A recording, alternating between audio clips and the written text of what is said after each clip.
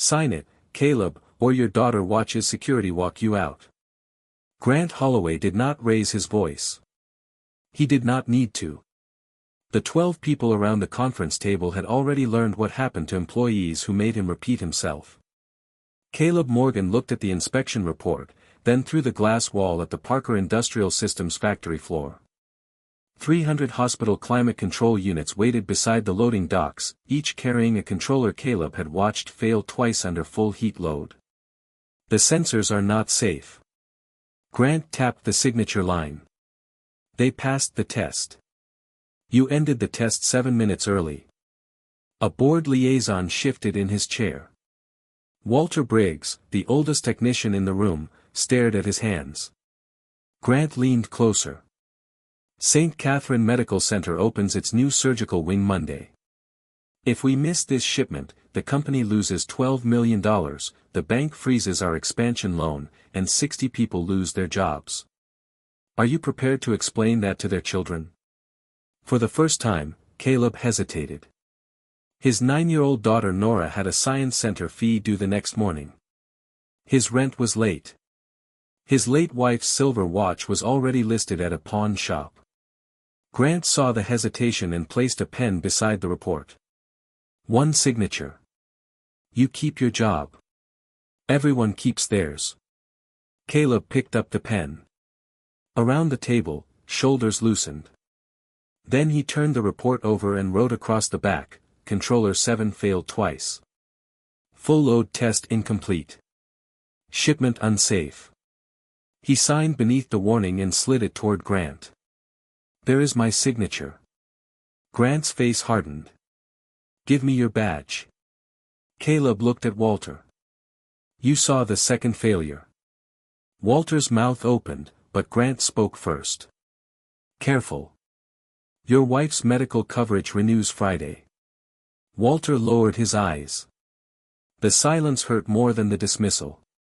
20 minutes later, Caleb crossed the parking lot carrying 11 years of his life in a rain-softened cardboard box. His final paycheck had been frozen pending an investigation into misconduct.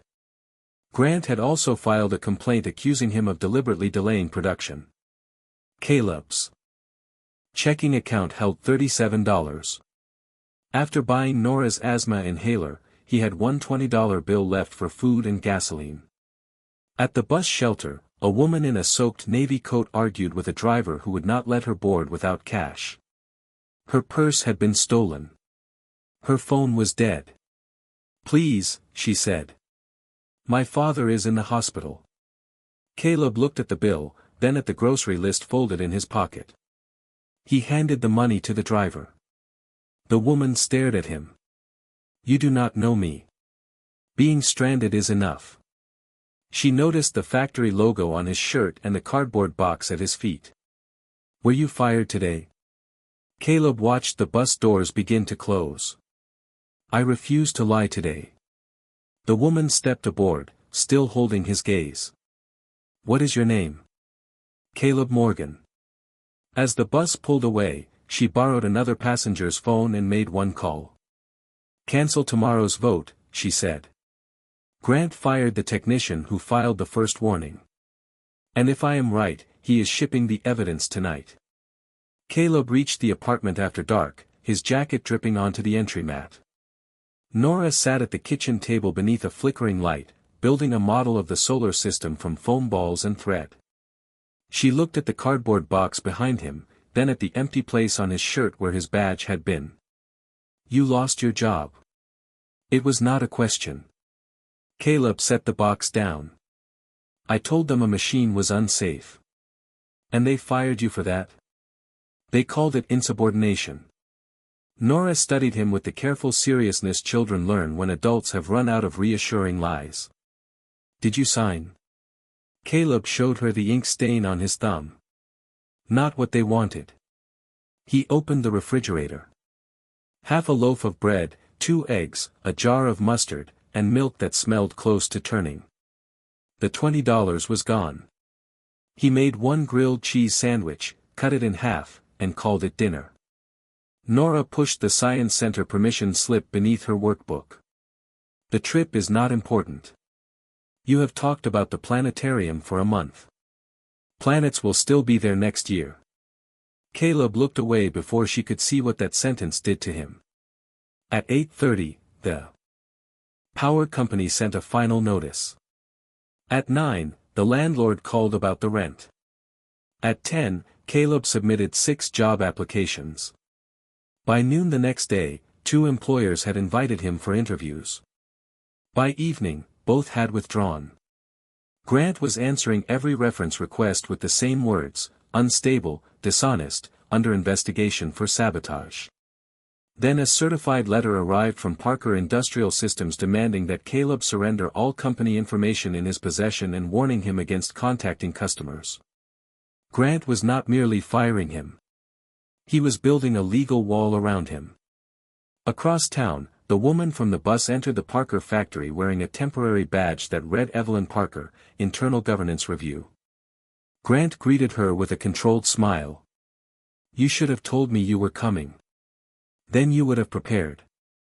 Evelyn was the founder's daughter and controlled the largest voting bloc, but most employees had never met her. She had returned to Millbrook after anonymous complaints described falsified safety records, retaliatory firings, and bonuses tied to shipments no matter the risk. The board was divided. Grant had spent years building alliances, and the next morning he planned to force a vote removing Evelyn from operational control. She had less than 24 hours to find proof.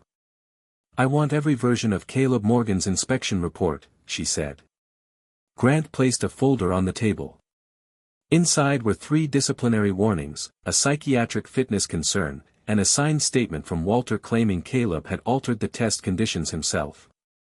Evelyn read the statement twice. Walter signed this? Under oath. And the original controller? Grant smiled. Destroyed during routine failure analysis. Evelyn looked through the glass toward the loading docks. The hospital units were gone. Where is the shipment? St. Catherine received it at 6 this morning. Grant stepped closer. You came looking for a conspiracy. What you found was a desperate employee trying to save his job by creating a crisis. Evelyn closed the folder. For the first time since stepping off the bus, she wondered whether Caleb had told her the whole truth. Walter found Evelyn in the archive room shortly before midnight. He locked the door behind him and placed a grease-stained maintenance notebook on the table. The statement is true, he said. Evelyn's expression cooled. Then why are you here? Because it is not the whole truth. Walter explained that Grant had ordered the technicians to run the controller at 85% load instead of the required full load. Caleb secretly restored the correct setting. The unit failed. Grant called that alteration sabotage and forced Walter to sign a statement or lose the insurance paying for his wife's cancer treatment. You let him destroy Caleb. Walter's voice broke. I chose my wife. Grant made you believe those were the only choices. Walter opened the notebook to a page marked with dates, voltage readings, and one line written in Caleb's hand: failure begins after 23 minutes at sustained demand. The digital records were changed, but Caleb made us log critical tests on paper after a server crash last year. Evelyn photographed every page. Then the archive lights went out. The electronic lock clicked. Smoke began curling beneath the door. Grant had not come to argue. He had come to erase the room. Walter pulled the fire alarm, but no bell sounded. The system had been disabled. Evelyn called security. No signal. Heat built behind the wall where old electrical records were stored. Walter smashed the narrow window in the door with a metal chair, cutting his forearm as he reached through to release the outer latch. They escaped into a corridor already filling with smoke. At the far end, a security camera turned away from them. Grant was controlling the building. By the time firefighters arrived, the archive room was burning, and the notebook was gone. Evelyn still had photographs on her phone, but Grant's attorney was waiting outside. Ms. Parker removed confidential records moments before an electrical fire, he announced in front of 3 board members. We are requesting her immediate suspension. Grant appeared behind him, calm and concerned. I warned the board that Evelyn's investigation had become reckless. Walter stepped forward. He locked us inside. Grant looked at the blood on Walter's sleeve. A frightened man protecting his accomplice. At 1 a.m, the board voted 7-5 to suspend Evelyn's authority pending review. Grant ordered her escorted from the property. As she passed him, he spoke quietly enough that only she could hear. You should have stayed on the bus. Meanwhile, at St. Catherine, the new surgical wing began its overnight commissioning test. Controller 7 reached 23 minutes under sustained demand. The voltage climbed. A warning appeared on the technician's screen, then vanished after a remote software update from Parker Industrial Systems. At home, Caleb's phone rang. Walter's voice came through between sirens. The archive burned. Evelyn lost the vote. Grant is controlling the hospital system remotely. Caleb stood so fast his chair struck the wall. Nora appeared in the hallway. Dad? Caleb looked at his daughter, the overdue bills, and the legal order forbidding him from contacting the hospital. If he went, Grant could have him arrested. If he stayed, a surgical wing could fail with patients inside. Call Mrs. Alvarez, he said. Tell her I need you to stay upstairs. Nora saw the fear in his face. Are you going back? Caleb grabbed his coat. I am going where the lie ends. St. Catherine's security officers met Caleb at the service entrance with Grant's legal notice already on their phones. You are prohibited from entering. Through the glass doors, Caleb saw engineers preparing the surgical climate system for final activation. Controller 7 has a delayed thermal fault. Shut it down now. The hospital administrator stepped into the corridor. Parker Industrial says you were fired for manipulating the test. Grant had arrived first by video conference. His face filled a wall monitor inside the mechanical room. Caleb is attempting to manufacture the failure he predicted. Remove him. Caleb held up both hands. Do not trust me. Trust the machine. Run the secondary relay at full load for 23 minutes and isolate it from remote access. The administrator hesitated. Grant's voice sharpened. If you interrupt commissioning without evidence, Parker Industrial will hold the hospital responsible for the delay. Then Evelyn entered from the rain, no badge, no authority, and Walter beside her with his arm bandaged. I have photographs of the original test log. Grant laughed from the monitor. Photographs taken during an unauthorized search immediately before records were destroyed in a suspicious fire. 2 police officers appeared behind security. Grant had reported Caleb for theft of proprietary data and criminal interference. One officer reached for Caleb's arm. At that moment, every display in the mechanical room flashed red. The system had reached 23 minutes. Voltage surged through the secondary relay. The technician tried to shut it down, but the remote override locked him out. Grant's face disappeared from the monitor. He cut the feed, Evelyn said. Caleb broke free from the officer's grip and pointed toward a manual cabinet. The remote lock is holding the dampers closed. If the relay burns, the operating rooms lose temperature control and sterile pressure. What do we do? The technician asked. Open the mechanical bypass. It requires an authorized Parker access key. Caleb looked at the officer. You can arrest me now, or you can let me save the wing first. The administrator made the decision. Let him work. Caleb removed the cabinet panel, but one mounting screw had been deliberately replaced with a tamper-proof head. Grant had anticipated him. Walter handed over a small driver from his pocket. Together, they opened the bypass housing. Heat rolled from the wiring. Caleb found a thin copper bridge installed across the safety cutoff, a modification that could only have been made after the unit left production. Someone had turned a defect into a trap. Do not touch it, Walter warned. It is live. The voltage climbed again. The hospital technician announced that surgery teams were moving patients, but one emergency procedure could not be stopped. Caleb wrapped his hands in insulated cloth, severed the remote control line, and manually opened the bypass. The relay burst with a sharp flash. Lights died across the room. For 3 terrible seconds. The surgical pressure display fell. Then the backup system engaged. Airflow returned. The red alarms shifted to amber. No one cheered. Caleb's hands were shaking. One officer placed him in handcuffs. "Caleb Morgan, you are under arrest for unauthorized entry and damage to medical equipment." Evelyn stepped between them. The damaged component proved someone bypassed the safety cutoff.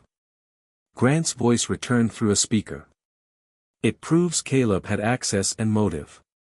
Caleb looked at the burnt copper bridge, then at the handcuffs around his wrists. He had saved the hospital, but Grant had designed the scene so Caleb would appear responsible for the danger itself. By sunrise, local news stations were broadcasting footage of Caleb being led from St. Catherine in handcuffs. The headline called him a disgruntled former technician suspected of sabotaging hospital equipment. Grant gave a statement outside Parker Industrial Systems. "Our company is cooperating fully. We are grateful the hospital's backup systems protected patients from one individual's reckless actions." Caleb watched the interview from an interrogation room while a detective placed photographs of the burnt relay before him. "Your fingerprints are on the cabinet." "Because I opened it." "Your warning predicted the exact time of failure." "Because I tested it." "And you entered after receiving a legal order to stay away." Every truthful answer sounded like a confession. Evelyn arrived with an attorney, but the board suspension meant she could not access company servers or compel records. Grant had already deleted the remote connection logs and claimed the copper bridge must have been installed by Caleb during earlier testing. Bail was set at $25,000. Caleb could not pay $2,500. That afternoon, Nora sat across from him behind thick visitation glass, holding the Science Center permission slip in both hands. She tried not to cry. "The television said you tried to hurt people." Caleb placed his hand against the glass. "Look at me. Do you believe that?" "No." "Then hold on to what you know until I can prove it." Her lower lip trembled. "What if they do not let you come home?" Caleb had faced Grant, a hospital failure, and arrest without losing his voice. That question nearly broke it. "Then I keep fighting from wherever they put me." Nora lifted her hand to meet his through the glass. "Mom said you always fix things. Machines are easier." Outside the jail, Evelyn found Walter waiting in his truck. He had remembered something. Parker's remote service system generated a temporary encryption token every time an administrator accessed a hospital unit. The central logs could be deleted, but the token was also mirrored inside the controller's diagnostic memory. Grant did not know because Caleb had designed the redundancy years earlier after a ransomware incident. "The burnt controller is police evidence," Evelyn said. "We need a court order to examine it. Grant's lawyer will fight that for weeks." Walter looked toward the jail. "Then we find the paired token somewhere else." Every remote session also produced a checksum in the technician's handheld calibrator. Caleb's calibrator had been seized when he was fired and locked in Grant's office. Evelyn could not enter the factory. Walter's badge had been revoked. Grant had won the board, controlled security, and was calling an emergency shareholder vote the next morning to sell the company to a private equity group. The sale would grant him indemnity for operational decisions and allow the factory to close before investigators reached the records. Evelyn had one night. She went to Caleb's apartment and found Nora sitting beside Mrs. Alvarez, the model solar system unfinished on the table. Nora listened as Evelyn explained that the evidence might be inside her father's old calibrator. "Dad brought it home once," she said.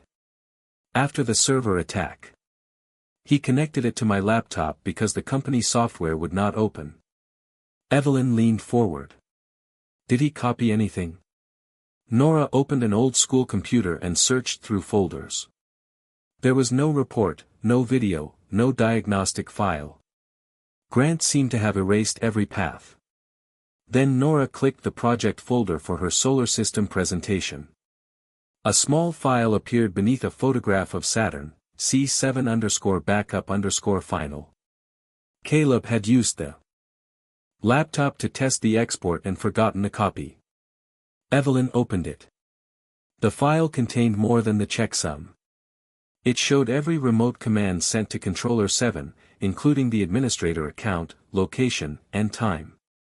The final command had disabled the safety cutoff from Grant Holloway's office 43 minutes before Caleb arrived at the hospital. Evelyn entered the shareholder meeting without permission. Grant stood at the head of the boardroom presenting the sale as the only way to protect jobs after what he called Caleb Morgan's criminal attack. Behind him, a screen displayed falling projections, legal exposure, and the private equity offer. "Vote today," Grant said, "and Parker Industrial survives. Delay, and the banks take control by Friday." Several directors nodded. Evelyn placed Nora's laptop on the table. "Before you sell the company, ask why Grant remotely disabled a hospital safety cutoff." Grant did not flinch. "She is suspended. Remove her." Two security officers approached. Evelyn opened the diagnostic file. The screen displayed a command from Grant's administrator account. He smiled. An export found on the accused man's daughter's computer. Convenient. Caleb created that file. Then explain the location signature. The command originated inside Grant's office while security footage placed Caleb on a city bus 2 miles away. For the first time, Grant's confidence shifted. Only slightly. Then he recovered. Administrator credentials were stolen. Caleb worked here 11 years. He knew the system. A director turned to Evelyn. "Can you prove Grant physically sent the command?" "Not yet." Grant spread his hands. "Then this is theater." The sale vote began. 5 directors voted yes. Then 6. Evelyn needed one person to stop the majority. Walter stood outside the locked boardroom with no badge. Caleb remained in jail. The 7th director, Malcolm Reese, raised his hand. Before he could vote, the room's speakers came alive with Grant's own voice: "Leave the remote bridge in place. When Morgan touches the cabinet, the failure becomes his." The boardroom doors opened. Walter entered carrying the handheld calibrator and a factory security supervisor. "The calibrator records ambient audio when a remote service session begins," Walter said. Caleb enabled it after the ransomware attack. Grant forgot. Grant lunged toward the laptop. The security supervisor blocked him. On the recording, another voice asked, "What if the hospital gets hurt?" Grant answered, "The backup will hold. I only need Morgan inside the cabinet." No one moved. Grant's attorney whispered for him to remain silent, but Grant's control finally broke. "You think any of you are innocent?" he shouted. "You wanted the shipment. You wanted the bonus. Every one of you looked away when the numbers helped you." He pointed at Walter. "You signed the statement. Then at the board. You approved the deadline. Finally, he faced Evelyn. Your father built a company that rewards results and punishes hesitation. I did exactly what this room trained me to do." The accusation landed because part of it was true. Evelyn looked around the table. "Then this room changes today." Grant moved toward the exit, but 2 detectives were waiting outside. The diagnostic file and audio established probable cause for evidence tampering, arson conspiracy, remote interference with medical equipment, and framing Caleb. Grant stopped beside Walter. "Your wife loses everything when this factory closes." Walter held his gaze. "Then we rebuild without you." As Grant was taken away, Evelyn did not celebrate. She called the district attorney first. "Release Caleb Morgan." Then she turned to the directors who had nearly sold the company. The vote is not over. Now we decide whether Parker Industrial deserves to survive. Caleb returned to the factory that afternoon, not as a hero but as the man half the city had watched in handcuffs. Employees lined the central aisle, uncertain whether to applaud or apologize. Caleb walked past them without stopping until he reached Walter. The older man could not meet his eyes. I signed Grant's statement. I know. I chose my wife over you. Caleb's jaw tightened. For the first time in the story, anger rose fully into his face. You watched them put me in handcuffs for something you knew I would never do. Walter nodded, accepting. Every word. I was a coward. Caleb looked toward the workers who had also stayed silent. No. You were afraid. Grant built a system where fear was part of the payroll. He did not forgive Walter immediately. That mattered. Help me make sure nobody gets trapped like that again. Then we can talk about forgiveness. In the atrium, Evelyn addressed the entire facility. Grant had been removed, but she did not pretend one arrest repaired the company. The hospital units were recalled. Production would stop for an independent audit. Executive bonuses were frozen. Directors who approved the rushed shipment would face review. The shutdown could last 6 weeks, placing hundreds of jobs at risk. Anger spread through the crowd. A machinist shouted, Caleb saved the hospital, but who saves our paychecks? Another worker accused Evelyn of destroying the company to protect her family's reputation. The truth had won, but winning had consequences. Caleb stepped onto the factory floor. They are right to be afraid. Evelyn looked at him. The company cannot pay full wages through a 6-week shutdown. Then executives take the first loss. Several directors stiffened. Caleb continued. Freeze senior salaries. Sell the unused corporate aircraft. Cancel the expansion. Use the money to guarantee hourly workers 80% of their pay during the audit. Malcolm Reese objected. That would cost millions. So did the decisions made in this room. Caleb proposed an independent safety and integrity office with authority above operations, automatic external reporting for critical failures, legal protection for whistleblowers, and an emergency fund for workers pressured by financial hardship. Grant controlled people because one missed paycheck could ruin them, Caleb said. If you do not change that, another Grant will replace him. Evelyn asked the board for a vote. This time, employees watched through the glass. One by one, hands rose. The reforms passed, but Caleb rejected Evelyn's offer to restore his old job. You cannot erase what happened by putting the same badge back on me. Then what would you accept? A written mandate. Independent authority. And the right to publish. Every safety decision, including yours. You would be able to overrule me. That is the point. Evelyn placed the document before him. The position was Director of Safety and Integrity, reporting jointly to the board and an external medical safety council. No instant leap to Vice President. No ceremonial rescue. Real responsibility with limits and oversight. Caleb signed only after every worker protection clause was added. Then Evelyn returned the $20 bill he had given her. Caleb looked at it and shook his head. I told you to pass it on. Evelyn folded it into the first envelope for the new employee emergency fund. I just did. 6 months later, Parker Industrial Systems had not become perfect. That was how Caleb knew the reforms were real. Production still stopped when technicians disagreed. Executives still argued about cost. Auditors still found mistakes. The difference was that nobody could bury them. Walter led the independent testing team after publicly admitting what he had done and spending months rebuilding Caleb's trust. St. Catherine's surgical wing operated safely with redesigned controllers, and the hospital displayed no plaque naming Caleb. He had refused one. The system working is the recognition, he said. Nora finally visited the Millbrook Science Center.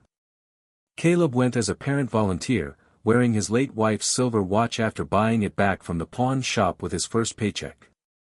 Beneath the planetarium dome, Nora leaned against him as stars moved across the ceiling.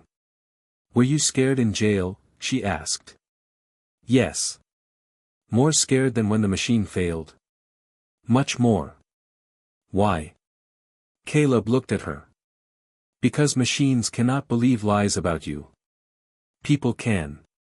Nora considered that, then slipped her hand into his. "I did not." On Monday morning, Caleb entered the factory before dawn. A young technician named Luis waited beside a stopped production line while 3 managers demanded that he restart it. The test results were inconclusive, the shipment deadline was hours away, and every minute of delay cost money.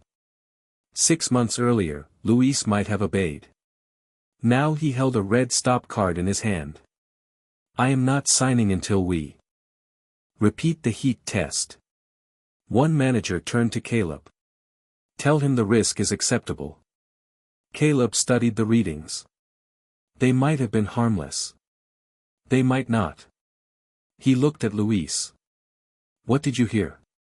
"A vibration after 20 minutes. Caleb handed him the test key. "Then we listen." The line remained stopped.